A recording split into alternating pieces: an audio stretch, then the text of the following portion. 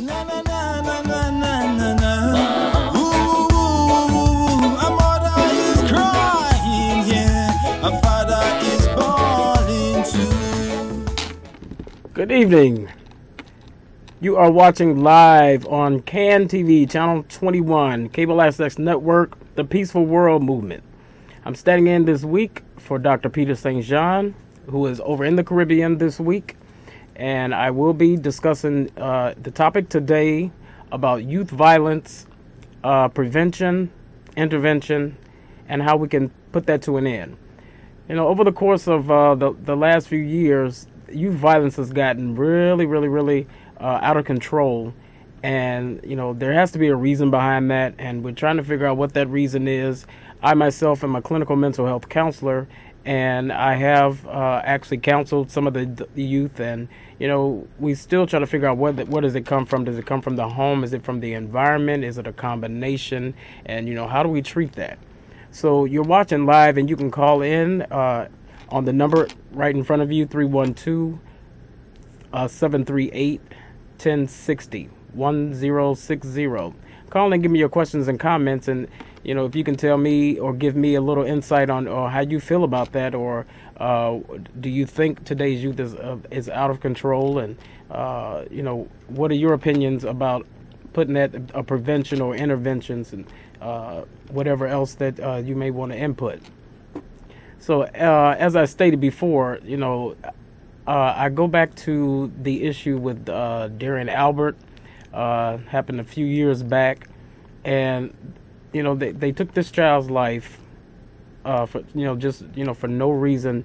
I guess just peer pressure and bullying and things of that nature. That's something else that goes on in the public school system here in Chicago. And I just really think it's a shame that these kids now they are not safe going to school.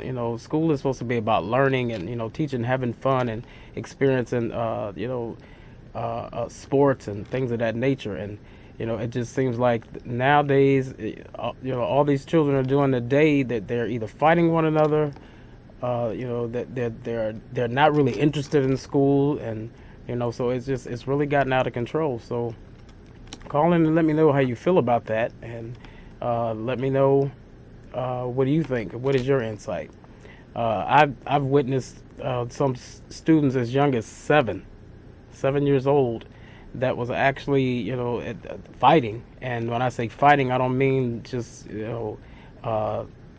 slapping or somebody. Little boys are actually throwing punches, and I had to question why did they do that, and a lot of them don't know why they do it. But from a clinical standpoint, I personally think it starts in the home with the parent or parents, or lack of having a father in the home, and not being monitored or watched appropriately by an adult. Some of these kids today are raising themselves, and I know it for a fact as I see it. You have, I sometimes blame it on the babies having babies, and how can you raise a child if you haven't been raised yourself? So I just think, and I think it's also an excuse me, an environmental issue. What and stuff that you see in the media, what you watch on television. I look at the fact that a lot of the kids are not being watched by the parent, and they might be raised by the grandparent who is much older and really not as capable of doing such. And the kids are out there and they're fending for themselves. They're not able to get the morals and values instilled in them that they would get from two loving parents. And again, I blame that on the single family home and the father not being present. I do want to also say this is Black History Month, and I would like to actually share with you just quickly, some of our greats. I mean, we have a black president now, and that is just phenomenal. This is election year, so and my hopes that he will be reelected. So just wanted to touch on that. And also another overhead I'd like to share with you.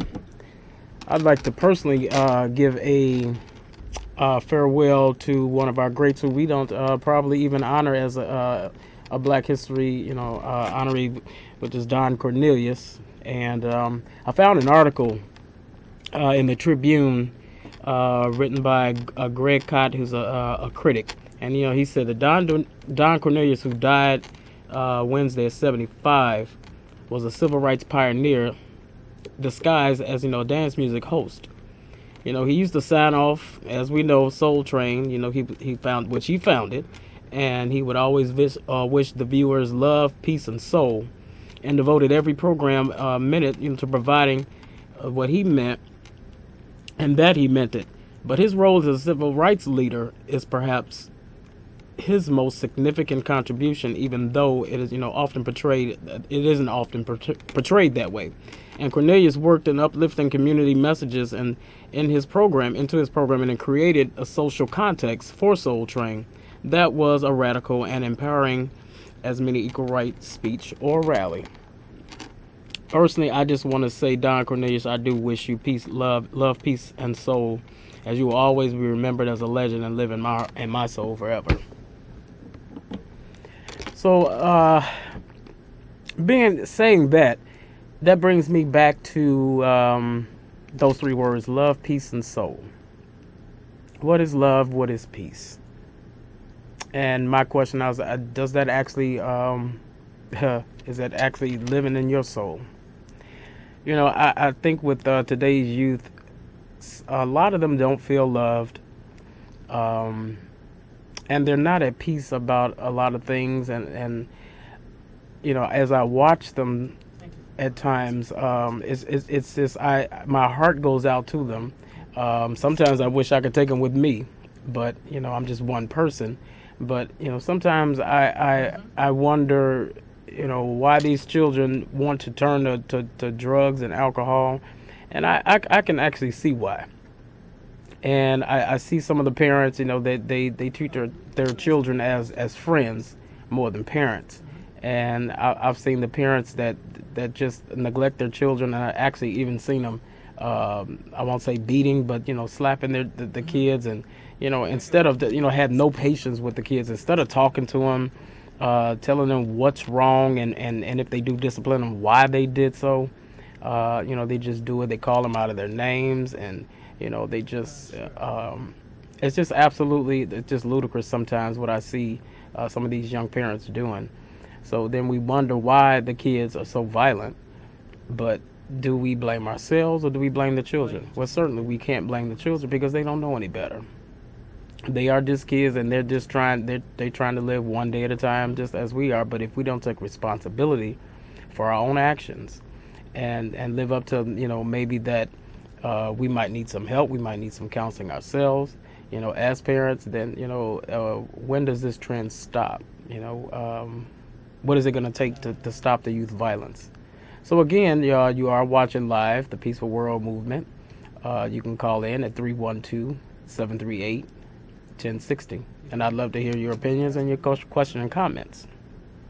Because again, this is such an important issue. This is such an important topic. And there's the percentage is just going up and up. Every day I see on television where a child has either been murdered or a kid has been beaten up. A teenager, has either been cut, or it's just awful. I sometimes I just can't even come up with words to describe just how horrible it is. It seems like we do have our first caller. Caller, you on the air? Good evening. Good evening. Good evening. Hello, sir. Can Yes. you hear me? How are you? Can you hear me? I'm good. How are you? Good, great. Thank you for asking. Daryl? Derrick. Derrick, Mr. Derrick? Yes. I recall you from 87th Constance. I was in the intense the movement in the enrichment program. Yes. I wear glasses. My name is Stephanie Evans. And I was wondering how more I could get involved with your movement. I'd like to see and be personally involved. I always thought he was a great motivator, speaker. He asked us to reach deep inside ourselves, and I'm reaching now and out to him to find out if I could be more involved in the movement. What where I could contact him to be personally involved, please. Okay, and Stephanie, I think I recall who you are. Esther? Okay, yes, exactly. Well, did you see a number? There should be a number behind you, and it says 716 6030992. That number's right behind you, and you can give Dr. Peter St. John a call, and he certainly would like to hear your comments and your opinions about how you can get involved and what you would like to contribute. Caller, you still there? Yes, I'm flabbergasted to see you on television. I always thought you were a great man. Oh, thank you very much. Thank you very much. That's actually, yeah, someone that I that I know very well and have known for a couple of years. Okay, thank you for calling in. I've got this dumb smile on my face. Just God bless you and all your involvements. Thank you. You also. Okay, bye now. Okay, so that was great. We got our first caller. Hopefully someone else will call in and let me know your opinions about youth violence and prevention and intervention. What is it that we can do today to prevent these children, our kids today, our youth, from actually being violent or wanting to use drugs and being violent, fighting and killing one another? Say years ago, back in the 70s and 80s when I was growing up, even though there were gangs, most of the time there was the gangs that when they would fight. Fist fight. There would, not be much use of guns and knives and things of that nature. But today, it's never a fist fight. It's always either something with a gun. And I just don't understand it. How do these kids get these guns? How do they get their guns? To be so young, you see 12-year-olds nowadays that have guns, and you see them out there, they're smoking weed, and it's horrible. And how do we prevent that? And then once it's been done, what interventions can we use? What new interventions maybe that we can use in order to keep them stable and keep them interested in school and keep them interested in getting an education and getting them to positive aspects of life. I know there's a lot of after school programs, but are they working? Is there something else we need to add? Is there some things we need to take away? That's another thing that's really important. So once again, you're watching the Peaceful World Movement live here on CAN TV. You can give us a call at 312-738-1060. We'd love to hear your opinions about what's going on. I was supposed to have a guest today who was not able to show up. She is also a clinical mental health counselor who I worked with and actually graduated from Chicago State University just last year with my master's degree. And we worked well together, and we were actually planning and putting together some different interventions for students in the Chicago public schools. And, there's a lot of different techniques that the techniques that are out there that they use as far as interventions and preventions. And to me, I don't think they will all be effective with every youth. I think sometimes realistically speaking, that when you're dealing with different ethnicities, it's the approach. Not to sound biased, but sometimes you can't use so much as clinical terms with children. Sometimes you have to be straightforward, and you have to kind of use their language, talk their language, so that they understand, and so that they know that what you're telling them, it's right, or it sounds right to them. Because if we're using big words that they don't understand, then it's kind of going into one ear and out the other. And then the approach of they might be getting used to being yelled at versus being talked to in a nice way, or peacefully, if you will. I've spoken to a few kids that have actually I've asked them, why are you so angry? And they shrug their shoulders and say, I don't know. And most of the time they shed tears. And I say, okay, you're not angry, you're hurting. And in my opinion, I'm thinking this is something that they've seen at home. This is something that they probably see almost on a daily basis, or that that child has either been abused, or yeah, and it could be verbal abuse or physical abuse, because it doesn't matter. It's all abuse. And this is what they see in their environment. You know, if they have the big brother who is in a gang, and when they go outside, they see the fighting, they see the they see all of the running from a gunfight, the police chase, and and a lot of the stuff they see on television. Parents are not responsible enough to some of the parents, I would say, are not responsible and keeping their children from watching certain things on television. So when they watch these videos, rap videos and things of that nature, and they're seeing all this stuff, they think that this is okay, and it's not. And and if that's all they know, we can't really blame the children. We really can't. We have to blame the parents, and we have to take responsibility, and we have to take action now. Because tomorrow, I just don't want to see another child that has lost their life for no reason, that has no chance at being successful. I mean, you could be killing the next Barack Obama. You never know. So again, this is the Peaceful World Movement, live on CAN TV. I'm your host, Derrick Bell, standing in for Dr. Peter St. John. Please call in and give me your opinion. 312-738-1060. And going back to just the children, and so, in my opinion, I really think that the parents actually are the ones that really need the counseling. The children, even though that they might need help too, as far as getting counseling and to maintain anger management, but we have to go to the source and see where that comes from, because even though the child may be counseled, and we might be able to maintain some of the anger management, there's no guarantee that once they go back home and they're experiencing the same thing with the parent, that it's gonna actually continue. And sometimes I've seen that where a child gets better for one moment, and then the next moment they're back to exactly what they were doing before, and with being violent. And some kids just don't care, and we wonder why. Okay, we have another caller. Caller, you're on the air. Hi, I was listening to you, young man, and I live in an urban area here in Roseland. Yes. In Roseland, you do have the young parents, no supervision, and the adults with the education or the strength, they are not working together to help the ones that are uneducated.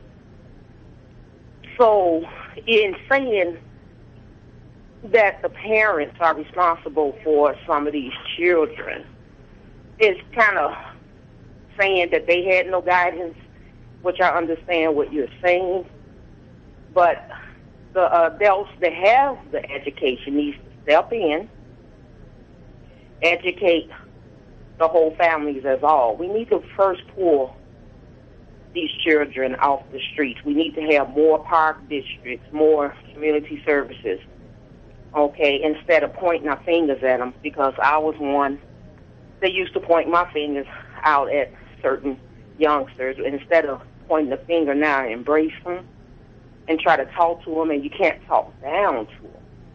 You Absolutely. have to, you have to embrace them and teach them there's a better life. There are things here in Chicago that I found out that is very useful for people unemployed that want to further their education. They have to pursue these things. Okay? Absolutely. We do have Chicago Career Center, Development Centers, which everybody needs to reach out and ask for help, okay? So in saying all of this, I understand what you're speaking of, and I appreciate that, because these churches need to work together. It starts with our churches. I have, like, on one block, 10 churches lined up, and a lot of times it puzzles me to see what they're doing in this Roseland community. Okay, so in saying this, I'm saying that we just need to reach out and embrace a little harder, okay, and with the church homes out there, if you're listening, you need to get out here, and when you see these children, babies having babies, and they out here popping these babies upside the head, cursing them out. We need to intervene with love and embrace them. Absolutely. And I thank you so much, caller. Caller, thank you so much. Okay, next caller, you're on the air. Yes, Mr. Bell, good evening. Dr. St. Jean, how are you? Good evening, good evening. Oh, folks, there is the doctor, Mr. Dr. Peter St. John, live. Yes, sir. I'm calling you from the beautiful Federation of St. Christopher and Nevis. Oh, wow. St. Nevis here. I'm hearing you sounding good. I'm educating the Chicago community about peace and educating them through child development and all that good stuff, doing the best of what you do. Absolutely. Thank you.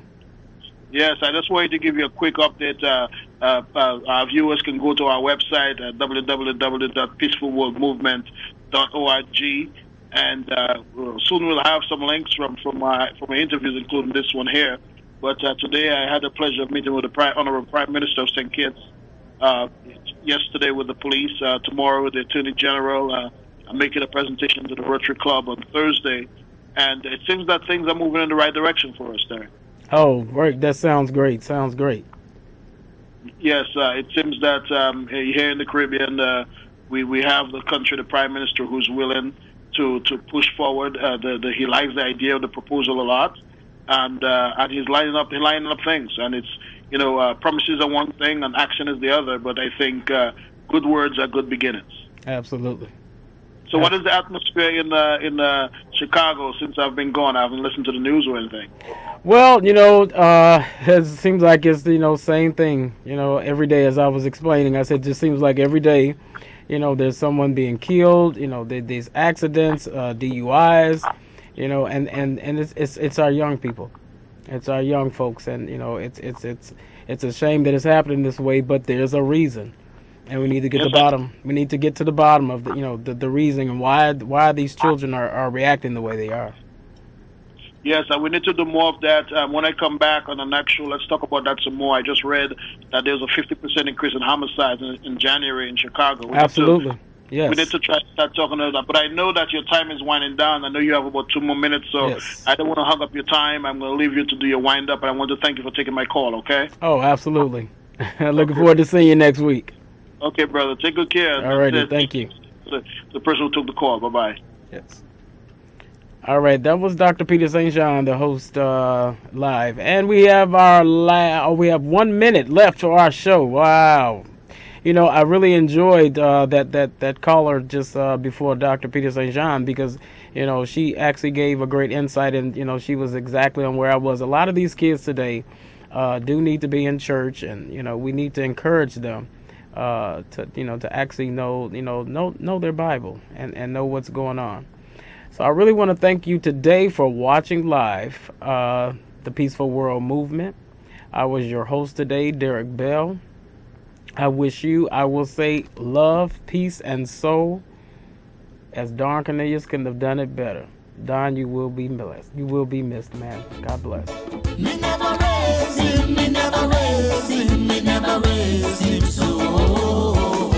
Somewhere along the line, my son got messed up, Me clothe him, me feed him, me watch him every day, boy, I talk to him. Oh yeah. But my Johnny got caught up.